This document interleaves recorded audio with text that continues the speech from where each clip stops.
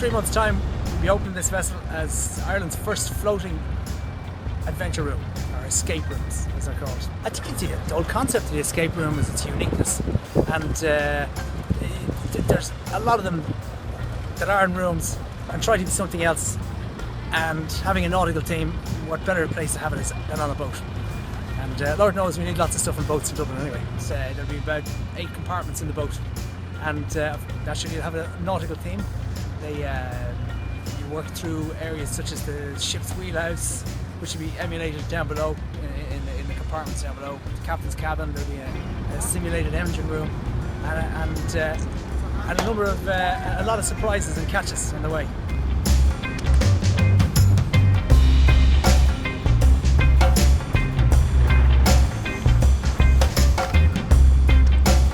Where are you bringing it? We have to go up to the Grand Canal dock.